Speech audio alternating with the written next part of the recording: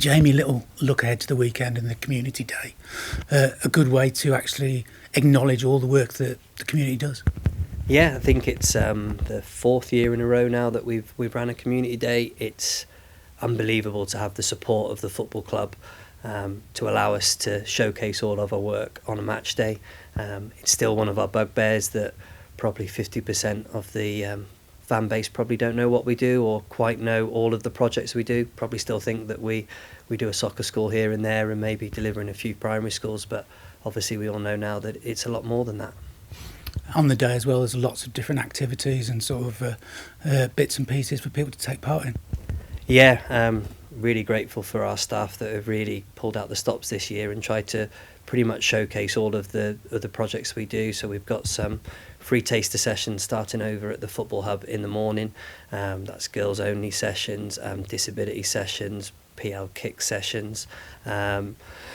And then we've got some half-time activity as well with our staff. I think there's a dance troupe that you'll see on the pitch at half-time, both boys and girls that have been engaged within loads of primary schools, which will be a really interesting one. So please don't all go and get your cup of teas. Make sure that you actually can see those kids on the pitch at half-time. And then going back to before, we're using it as a platform to raise a bit of awareness of our pedal to Peterborough. You'll even find myself on a bike. We've got some spin bikes that have been donated from Shrewsbury Club to help us, like I said, raise a bit of awareness for all the people that are taking part and hopefully raise a bit of money towards that actual event. I guess the message is for people to come down a bit early and just have a little mooch around and see what's going on. Yeah, we've got practically every member of our staff in, so yeah, come and have a look, ask as many questions as you want, see if you can get involved. We're always after support, not just financial but voluntary support as well, to maintain and increase the amount of projects that we're delivering within the community. In a way, again, it sort of highlights and showcases how far it's come in, say, the last 4 years since you've been here. Yeah, I think in that time we've been really lucky. Two things really. We've had a lot of financial support. There's lots of funding that's out there that we've managed to attract into Shropshire, and probably more importantly, the partnership with the football club that it is, or the relationship I should say, it just gets stronger and stronger. Days like Saturday will really remind us of we wear the badge, we wear it with pride, but obviously the impact we're making can't be done without the support of the football club. So I think 4 or 5 years ago it was 4 or 5 projects, it's now 39 projects. We had a stat the other day, I think we'd engaged with more than 6,000 people from July to December this year. That's unique, different people probably from Ludlow all the way up to Ellesmere, and probably from the age of 4 to, I think the oldest is 92, 93 at the moment. So it is all areas of the community, all areas of Shropshire that we're now engaging, which we're really proud of. When you came originally, you spoke of satellite centres, so Ludlow, there's ones up north now of smaller size, but again taking that same message and those same things to all over the county. Yeah, I mean, from this season it was one of our highlights was having the first team friendly at the Ludlow Football Stadium. It was great to reward those people and those participants in that area with such a showcase of a game, even if it is just a first team friendly. It was massive, and to see sort of almost 2,000 people watching that, many of those are people that we were engaging with in that area, which was brilliant. And then we started the North Hub with Johnny Hughes up there, that's working really well, engaging with 14-15 primary schools. Lakelands Academy, we have a partner school there, so we have an officer that goes in for 2.5 days a week looking at behavioural interventions, reading interventions. We've had 7, 8, 9 player appearances up in that area as well, so that's starting to flourish into something that could be really special as well. Those partnerships are, as you say, really special, really essential. It's something that football can sort of bring to different children who may not be engaged in another way. Yeah, not just children as well. Walking Football was on this morning, our mental health group, so anybody that's suffering with mental health issues, we have a session on a Thursday afternoon, and you'll see 15, 16 people coming in and enjoying themselves for that hour and having a bit of respite.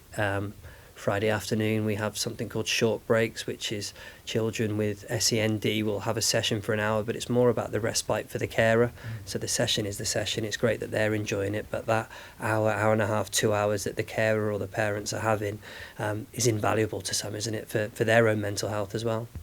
As you said at the start of it, a lot of people don't know what we do.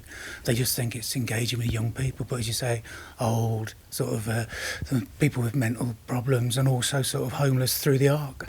Yeah, I mean, we've got the small tagline that's developing now of realising potential, achieving goals is the shortened version of what we want. So if anybody comes to us and goes, I want to lose weight, I want to have better mental health, I want to get fit, I want to be a better footballer, that's where we're trying to achieve that through innovative different projects. So the one with the ARC that we're launching next week, which for me is going to be the start of where we're at. We've got a great foundation of projects now. We've got good facilities, could be better, but we've got good facilities that are allowing us to run a project. The homeless project, as an example, is where we've linked with the ARC. They'll be bringing some homeless people up to the football hub. They'll have a football session, they'll get a towel, they'll be able to have a shower, they'll be able to get their basic hygiene in. Hopefully that will build into us developing employability sessions, health and wellbeing sessions, whatever that those participants want. And it's being done without any massive call for funding. We're going to use that as a launch for our sleep out as well. So when you sleep rough at the stadium, that is going to fund those sessions. So 52 to 100 sessions per year for homeless people are going to be delivered from the stadium, from people taking part in one night of sleeping rough. And hopefully it won't ever get rid of it, but it will help to reduce what you see every morning when you walk through Shrewsbury town centre and see people sleeping in doorways, which really shouldn't be happening this day and age in this country, should it? I guess that shows the importance of the football hub as well. That facility, the pitches, which are run by the community, means that as a cost, you don't have to pay for the pitches. Okay, you have to account for it. The coaches are on site, so you can just do things like this that help a whole host of people. Yeah, that's exactly that. The football hub for us, again, it's with partnership with the football club. I'm sure they had other offers that people that could have delivered that football hub for them and had that income. But actually for what we're doing from there, it makes it cost effective. It makes it logistically doable that we can put this session on a Thursday, Friday, Wednesday morning, and it be like I said, obtainable for the participant. So this is a free session. There's some at massively reduced rates that if we were using facilities elsewhere, we wouldn't be using the facilities. We just wouldn't be able to run the project. So that those facilities and the new facilities that we're trying to bring here are really something that in the future will see us deliver these high impact projects that don't just help the football club, don't just get more bums on seats, like Brian has said recently, that we're actually gaining more younger fans, but are actually making a real difference to Shropshire. So if it's reducing homelessness, if it's reducing child obesity, if it's taking the strain off the NHS, this football club is having a massive difference, or making a massive difference to the whole of Shropshire. I guess Shrewsbury Town and the community is not about resting on the laurels. It's about looking forward and pushing it to the next stage to see what we can do and what we can achieve. Yeah, that's exactly that. So we're really lucky. We've got such a hard-working bunch of staff that will work all hours of the day.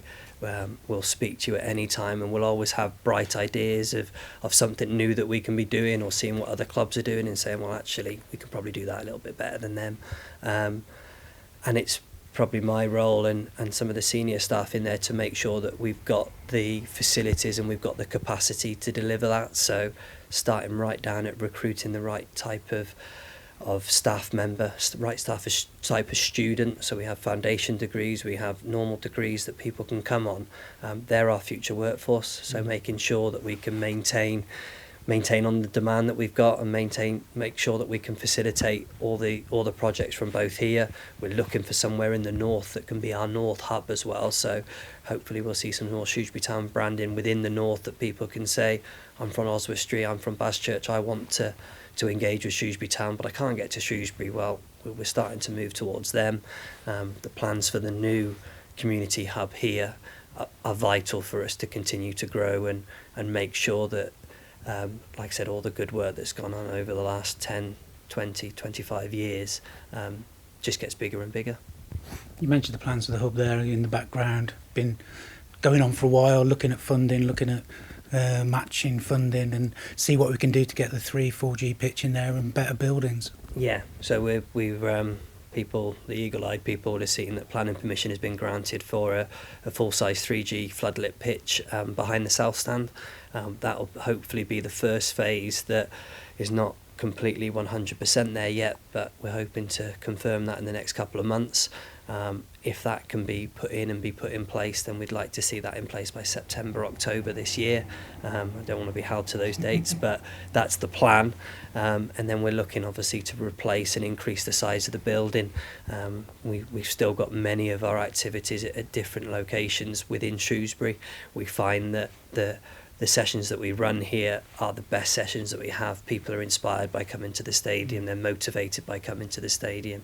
Students, fitness participants, health and wellbeing, they love to say that they've been down to Shrewsbury Town. So to have a bespoke community building here that, like I said, will meet the demands that we have and also meet the future demands that, like I said, if we keep growing like we do, I think we've got somewhere near 80 students at the moment on different courses just in Shrewsbury, let alone South Shropshire and North Shropshire.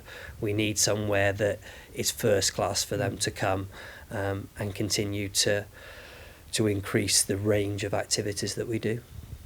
Finally, as well as all the interesting, exciting things coming up, international game with, is it the England Deaf team playing there? Yeah, through again the great work that we do within our Shrewsability, which is our disability project, we come across different people within the FA, and we've got the Deaf GB team coming to play Russia, which I think is the 2nd of May. Put me on the spot a bit here, but I think it's the 2nd of May. That they'll be playing 1:30 kickoff. So to have that, we'll probably be showcasing all of the stuff that we do for disability. People probably don't know that we have a power chair group, we have a cerebral palsy group, we have a DCD group, we have a pan disability group in Ludlow, we have a pan disability group in Shrewsbury. We work very closely with Sevendale School as well. So to be able to showcase that and show a positive pathway for those participants that, you know what, you can represent Great Britain.